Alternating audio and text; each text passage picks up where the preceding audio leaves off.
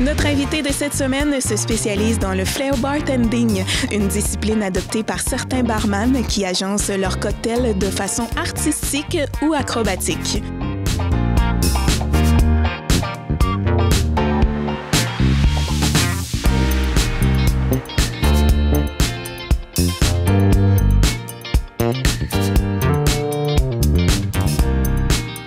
Sur le web, voici le mixologue Pierre Gadois.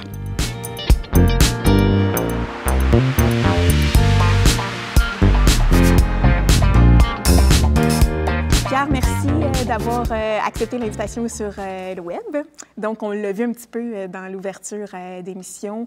En fait, on a créé des liens. Tu es mixologue et tu fais du flair. Donc, j'ai appris plein de choses de ton univers en allant fouiller sur tes réseaux sociaux. Parle-moi un petit peu au départ de ce qu'est la mixologie. Alors, la mixologie, c'est l'art du cocktail. C'est un peu de la cuisine liquide, si on totalement, veut. Parce qu'on le voit dans tes vidéos, là. Oui. Vas-y, explique-moi c'est quoi, là. Je t'ai coupé, là, mais vas-y. Alors, on travaille les différents éléments comme les purées, les amers, les spiritueux, les liqueurs, comme si c'était des produits qu'un chef cuisinier utiliserait pour préparer une grande recette. Donc, on va infuser ces herbes-là pour en faire des sirops, on va faire des mélanges à l'avance, on peut travailler la glace également. Donc, c'est vraiment du bar haut de gamme, si on veut. Oui, totalement, parce qu'on le voit dans les extraits vidéo, il y a de la boucane qui sort de tes affaires et tout ça. Est-ce qu'il y a un peu de science là-dedans? Comment tu arrives à créer des moments comme ça, des cocktails comme ça qui évaporent des trucs, etc. et tout? Donc, explique-moi un petit peu, je sais pas, les études, le travail que ça t'a demandé, le nombre d'essais ratés.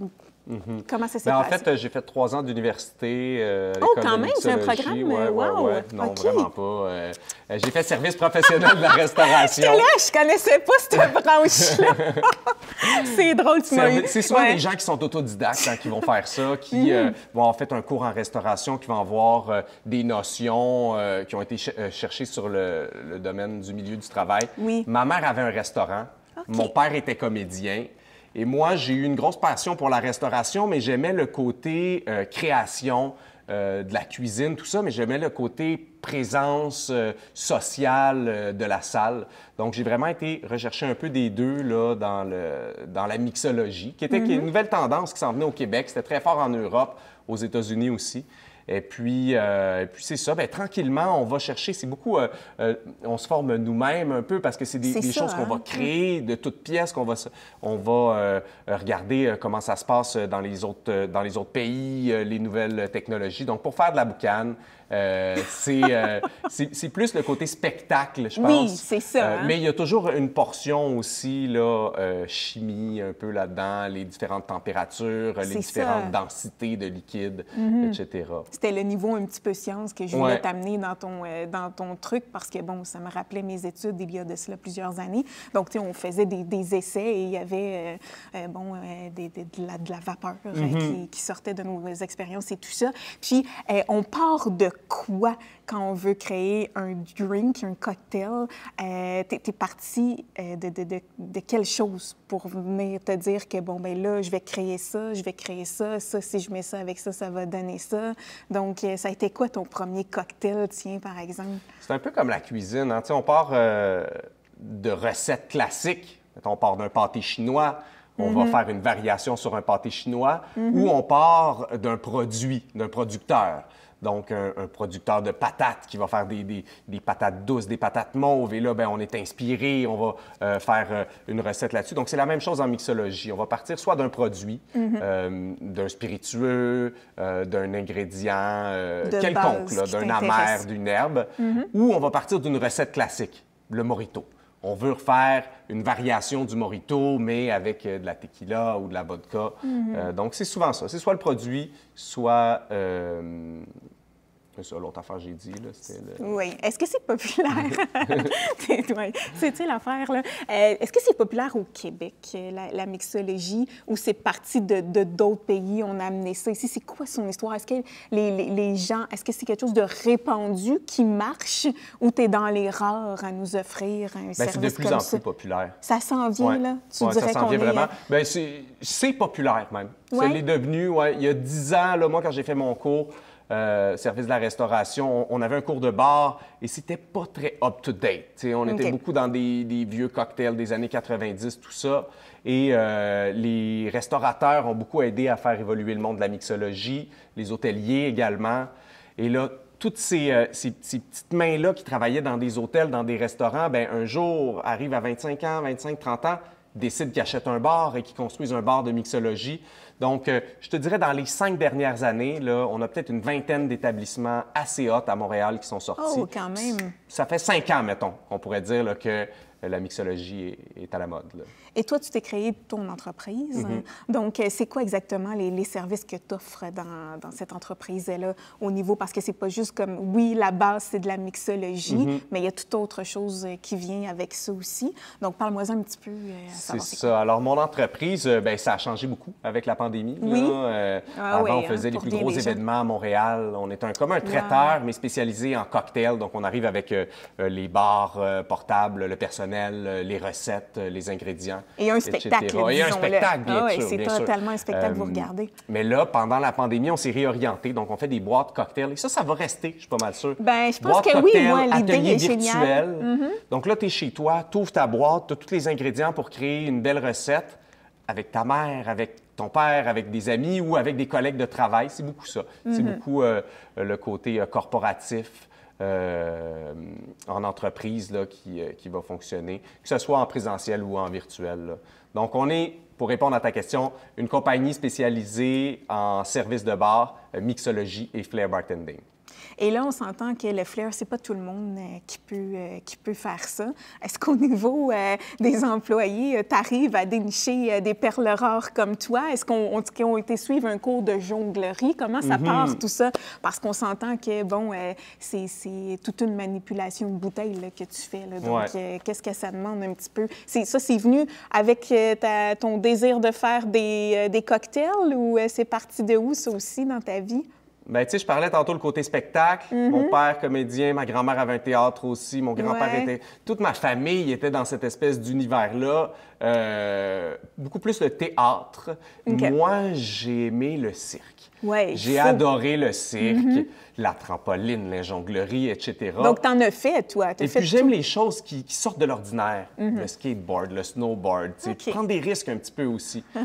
Donc, c'est de là que ça vient. Après, pour trouver des gens qui ont la même passion que moi ou qui auront la même passion éventuellement, c'est assez difficile, mais on va les chercher dans différents centres d'intérêt, que ce soit justement le bar, la mixologie, le cirque, la jonglerie.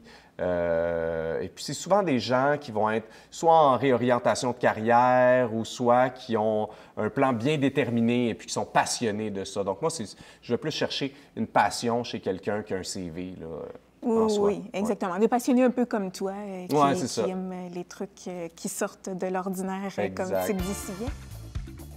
C'est le moment des questions en rafale. Donc, mon cher Pierre, t'es prêt? Oui. On part ça. La première question. Pendant combien de temps peux-tu te passer de ton cellulaire? Pas longtemps. Je dirais une demi-heure. Une demi-heure? Oh, c'est pas si mal. On a eu un 3 minutes, fait que c'est déjà bon, 30 minutes. En ce moment, es-tu plus Facebook, Instagram, TikTok, boîte courriel ou Tinder? Boîte courriel Facebook. Boîte courriel Facebook, boîte courriel travail, Facebook plaisir? Oui. Voilà. Sur quelle application passes-tu le plus de temps? Oui, je dis boîte courriel Facebook. Facebook. Facebook? Oh, ouais. Mais as-tu des jeux sur son fil dans ton téléphone? Non. As-tu des jeux, des trucs pour te divertir? Non? Non? Sur combien de réseaux sociaux es-tu présent? Mais pas toutes, mais sur Instagram, Facebook, YouTube, TikTok. Il y a quoi d'autre?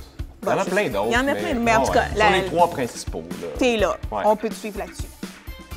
Puis, au niveau du web, parce qu'étant donné que, bon, c'est le titre de l'émission, puis on s'est tout orienté vers ça avec la fameuse pandémie. Hein, il y en a beaucoup que, s'ils n'étaient pas présents là-dessus, bien, ils ont dû s'y adapter. Donc, au niveau de tes ateliers et tout ça, comment tu t'es préparé à ça? Et est-ce que les gens sont réceptifs à ce que tu offres en ce moment sur le web? Alors, bien, le premier move a été très, très dur parce qu'on arrivait... On était au fond du baril, là. Il n'y avait plus de budget. Oui, les bars, les restaurants sont fermés, rien pour aider. C'est ça, tu sais. Puis, bon, il y a des subventions, mais c'est pas énorme. Donc, on avait un plan. On avait déjà payé le site Internet qui était censé être un intra-web pour faire du booking de staff. Donc, un hôtel veut booker un staff, il peut venir sur l'intra-web. Donc, j'avais déjà payé pour ça, mais le travail n'avait pas été fait encore. Donc, on a réorienté tout ça, puis on s'est dit, on va faire une boutique en ligne. Puis là, bien, pas nécessairement en ayant confiance en nous-mêmes. Là. On dit, on va faire une boutique en ligne parce qu'on n'a pas le choix. C'est ça, on le laissait. Il faut qu'on fasse quelque chose. Et bien, on a commencé à faire des ateliers, envoyer des boîtes gratuites comme ça, recevoir les gens via Zoom, puis leur dire, écoutez, ça serait gentil de nous acheter des boîtes, on offre ces ateliers-là, mais sans avoir vraiment confiance en notre produit, parce que pour avoir confiance en son produit, faut qu'il y ait un consommateur, il faut que quelqu'un accepte d'acheter le produit en question. Donc, ça a été vraiment, vraiment très dur, mais à partir du moment que la roue s'est enclenchée, qu'on a commencé à booker des ateliers, tout ça, on s'est perfectionné sur Zoom, sur Teams. On a commencé à faire des lives sur Facebook aussi. Avoir une belle présence sur les médias sociaux, c'est important pour continuer à faire rouler ton business en ligne. Puis, c'est quoi exactement que tu offrais? Donc, les gens pouvaient apprendre à faire des cocktails en vous suivant. C'était quoi que tu offrais exactement pour ceux qui te suivaient? Qui veulent aller te suivre? Tu achètes une boîte sur le site Internet et le jeudi, tu te branches en ligne. Moi, je suis là. Tu peux m'écrire des commentaires. « Hey, salut Pierre, ça va bien? Et puis, bien, on fait le cocktail ensemble. Donc, je proposais aux gens de brancher leur ordinateur sur leur écran de télé ou même sur des écrans géants. Comme ça, ils ont l'impression d'avoir un mixologue à la maison.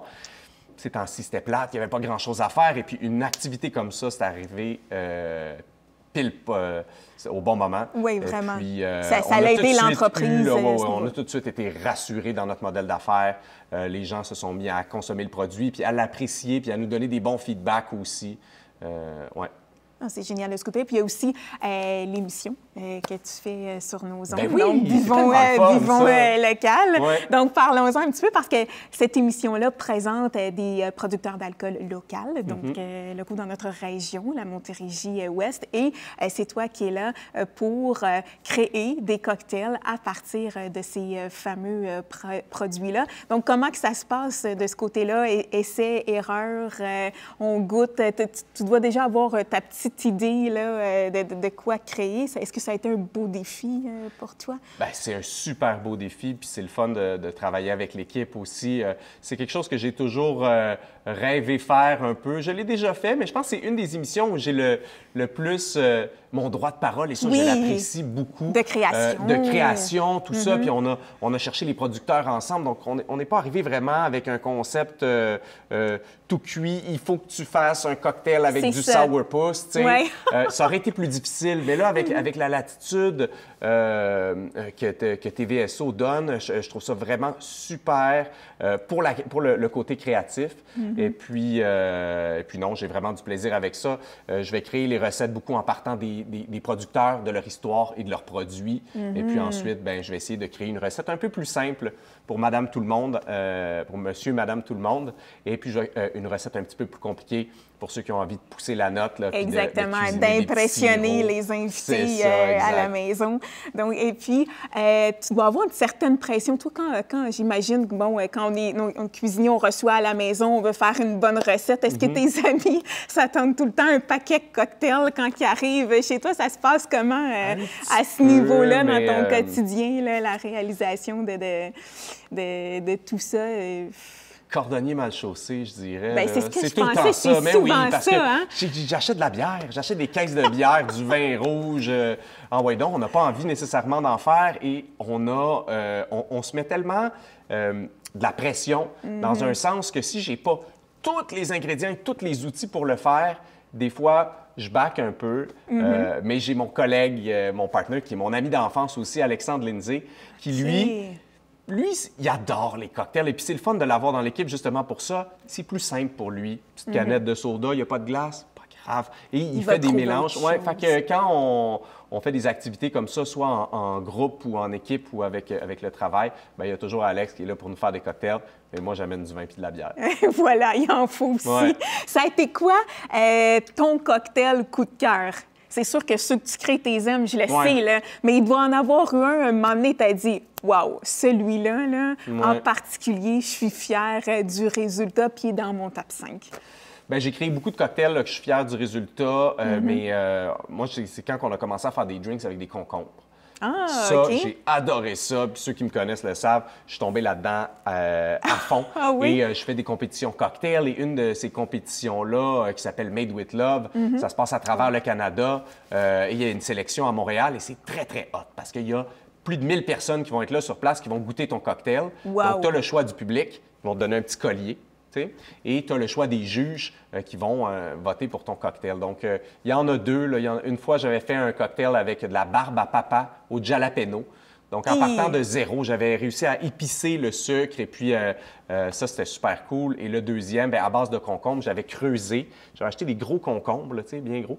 Puis j'avais creusé pour faire des verres, 1200 concombres. Et j'avais servi une recette à la camomille, aux feuilles de lime, kéfir et au concombre. Et ça, c'était vraiment top. J'en sers encore aujourd'hui. Tellement que ça a marché. Ouais. Qu'est-ce qui te fait le plus rire sur le web?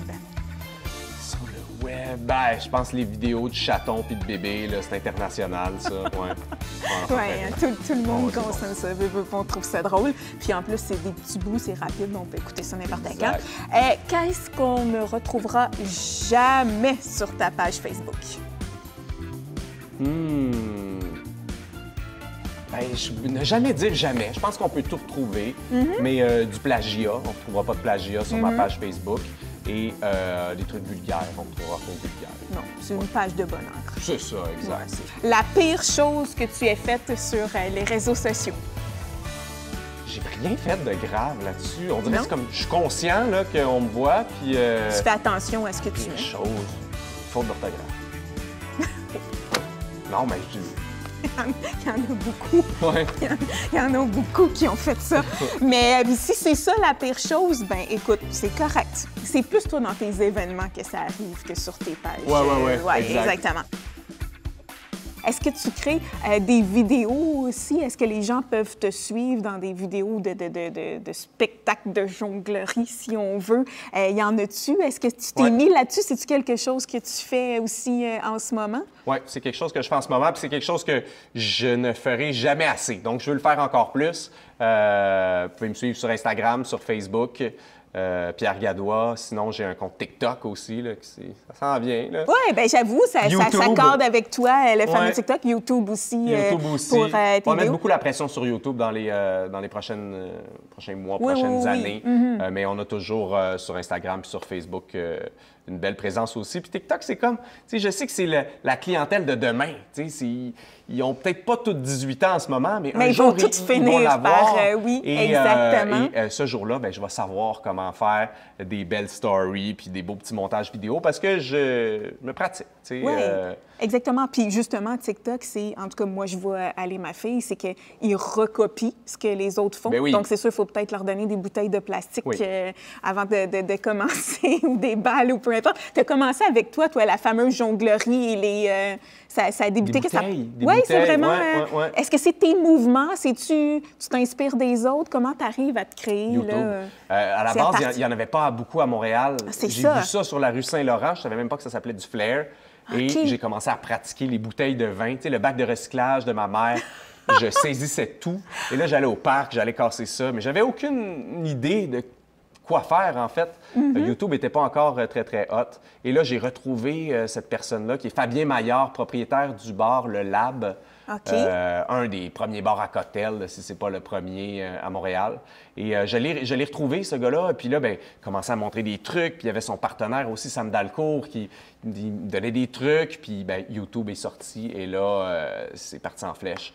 Je pratiquais à peu près 25 heures semaine. Au début, pour réussir à avoir quelque chose, une petite routine cool à montrer, là, Donc, c'est beaucoup ça a de temps été quand long, même. mais à partir du moment là, que ça s'est enclenché, là, pour les jeunes aujourd'hui, c'est beaucoup plus facile. Hein. Tu tapes Flair sur YouTube, puis tu as des formations complètes là, qui sortent gratuites. Là. Ah oui, on peut être formé directement de... Ouais. Non, j'avoue que de ce côté-là, l'Internet amène un accès facile à certaines choses, veux pas. Ce que toi, tu avais aussi dans ton temps, où tu t'étais Plus que mes parents, Ouais, plus c'est que mes ça, grands-parents, mais exactement. moins que mes enfants. Oui, non, exactement. Ben oui, tu vas pouvoir te créer un petit team, là, toi, qui va être prêt à prendre la relève. Et c'est quoi qui te passionne, toi, dans tout ça, dans ton métier, dans ce que tu fais? Bien, c'est le côté sociable, je pense. C'est d'être en contact avec les gens. J'adore le côté spectacle et le côté création aussi. Mais c'est vraiment d'être libre, d'avoir la chance de faire qu'est-ce que j'aime, qu'est-ce que je veux faire. Donc, si jamais demain, j'ai envie de prendre une tournure moins jonglerie, plus culinaire, exemple, bien, je peux le faire. Et puis, si jamais j'ai envie de prendre l'autre côté, plus spectacle, plus cirque, bien, je peux le faire aussi. C'est vrai, ça t'amène plusieurs avenues parce que veux pas, le monde du spectacle, du bar, c'est souvent tard le soir, ça enlève des soirées. Donc, tu sais, on se dit à long terme, dans 20 ans, dans 30 ans, je me vois-tu encore faire ça? Ça amène des questionnements de ce côté-là. Puis d'avoir cette polyvalence-là, j'imagine que ça t'amène plein d'idées. On termine avec la question Instagram. Ouais. C'est la question la plus intelligente des mythes. Donc, likes-tu plus des photos de chat ou des photos de fesses? Des photos de chat. De chat? Ben oui, clairement. Là, photos de fesses, je suis pas sûre que ma femme, elle aimerait bien ça. Puis depuis que j'ai eu une petite fille, on dirait ça, c'est... Tu sais, les vidéos TikTok, là, il y en a qui viennent qu'à me fatiguer. Oui. Tu sais, je me dis, pas ma fille, s'il vous plaît, tu sais. Puis où est-ce qu'on va être rendu? Elle a 3 ans, là. Oui. Dans 15 ans, elle va avoir 18 ans. Oui. Ça va être terrible, ça. Non, il faut se préparer, faut se préparer à ça. Les chats. Définitivement les chats, vive les chats. Donc, Pierre, merci. Bien, merci à toi. Par curiosité, tu consommes quoi, toi, sur le web? Qu'est-ce que tu aimes aller regarder? Oh, bonne question. OK, moi, je suis le pire. YouTube, premièrement. Oui, tu es souvent sur cette plateforme. Bushcraft, OK? J'ai des passions, OK? Ouais. Puis là, ça dure à peu près 10 ans, puis après ça s'en va. Là, ça vient de rentrer, là. C'est pandémique, pleinement pandémique, cette passion-là. Le bushcraft, c'est un gars qui va construire une cabane en bois, tu sais, avec son petit couteau, puis c'est des technologies primitives, puis tout ce qui est construction de cabane, j'adore ça. Ah oui? Ouais, donc, tu es en train de me dire que tu construis une petite cabane ou tu fais juste regarder? un chalet. Sinon, ça n'aurait pas marché, là. Mais oui, je construis une cabane sur le terrain du chalet. Il faut faire attention à ce que tu consommes, toi, parce qu'il y a un gros impact qui peut suivre après. Puis, qu'est-ce que tu aimes moins du web? Donc, oui, ça t'amène une créativité, ça te fait connaître, mais est-ce qu'il y a des côtés qui te dérangent un peu? Tu vis avec, oui, mais qu'est-ce qui te plaît plus ou moins dans ce gros univers-là? C'est le paraître, je pense. Hein? Tu sais, c'est que le côté vrai, on le perd un peu, j'ai l'impression, avec le web. Tu sais, si on prend, mettons, mon entreprise avant, je rencontrais des gens. « Hey, salut, comment ça va? Content de te voir. On s'est vu quand la dernière fois? » Et là, ben c'est moins vrai. Il y a quand même le côté social, fait que je suis quand même rassasié un peu quand je termine un atelier virtuel. Je suis heureux, un peu pompette. On a pris un 2 shooter, on a eu du fun avec les gens, mais le contact, je trouve que c'est vraiment ça qui manque là, dans le web. Ouais. Puis, en terminant, c'est sûr que tu as des anecdotes à me raconter, des choses. Écoute, à voir comment tu balances tes bouteilles. Je peux pas croire que tu n'aies pas vécu des choses drôles dans tes spectacles, dans tes événements, etc. Donc, qu'est-ce qui s'est déjà passé dans ton monde de jonglerie? Il y a plein de choses de mariage que je peux pas raconter. OK? Malheureusement, secret professionnel ça oblige. Se raconte pas exactement, mais si on nomme pas les noms, tu sais... ils vont se reconnaître. Non, c'est sûr. Pas. Hein? Mais ce que je peux raconter, par exemple, c'est dans nos débuts. Tu sais, on a fait des gaffes, c'est sûr. Ça doit, hein? Gaffes. Ouais. Et puis, dans nos débuts, là, on commençait avec les bouteilles en feu. sais, on jongle avec des bouteilles en feu. Et on vendait ça, nous, des prestations pyrotechniques, comme si c'était super facile, puis que ça prenait pas d'assurance, puis de plein de petits détails qu'on a aujourd'hui, là, tu sais. Un instincteur, tu sais, qui est comme la base. Et là, le client nous dit, allez, vite, vite, vite, allez faire ça. Et on est comme dans une cour à Longueuil qui donne sur un club de golf. OK? C'est une belle cour. Et puis là, il nous dit, OK, bon, installez-vous là et faites le show de feu. Et là, je fais le show de feu avec un gars que j'ai engagé, qui est pas pire aussi quand même, mais qui est pas au top non plus. Et lui, il échappe sa bouteille, tu sais. La bouteille roule, roule, roule. Et là, il y a un petit chien. C'est comme une boule de poil, vous me voyez venir. Écoute, oui, non. Le petit chien part en feu. Non, le petit chien part pas en feu, mais tu sais, juste de voir les yeux du propriétaire avec la bouteille de feu, puis le petit chien. Oui. Oh ouais, ça, c'est une gaffe, là, que... Tu sais, on en a fait d'autres aussi, mais je touche du bois, on n'a jamais... Brûlé personne. On n'a jamais brûlé aucune bâtisse. On n'a jamais rien brûlé, dans le fond, à part des bouteilles puis de l'alcool. Ouais. Mais ce jour-là, le petit chien, il a passé proche. C'est hilarant. Mais c'est bon aussi parce qu'en plus, quand tu racontes tes histoires, tu nous amènes ailleurs puis on y croit. Donc, comme que tu as vu, j'aurais pu croire, moi, que le chien j'aurais pu, a pris. Oui, c'est ça. Mais merci d'avoir dit la vérité. Non. Mais j'imagine que quand on joue avec le feu, c'est toujours un peu délicat aussi.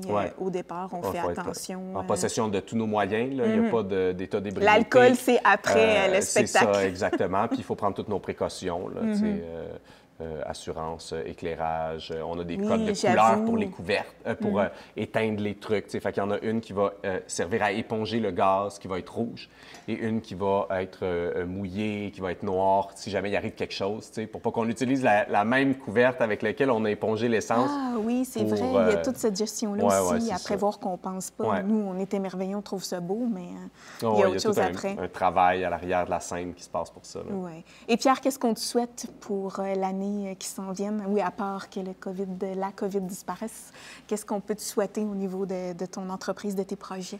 Bien, des milliers de cocktails, des millions de cocktails, là. Tu veux nous faire boire, toi? Ah oui, moi, j'ai envie de vous abreuver, puis pas nécessairement en quantité, mais en qualité. Là, dans les 2 derniers mois, on a sorti 64 000 cocktails. Wow! À coût de 16 par boîte. Ça fait quand même pas mal de boîtes. Wow! Donc, on espère doubler ça, là, puis vendre des boîtes. Puis continuer de partager aussi là, nos passions, qui sont la mixologie et le flair. Là. Bien, merci, Pierre, puis bonne chance. Bien, merci à toi.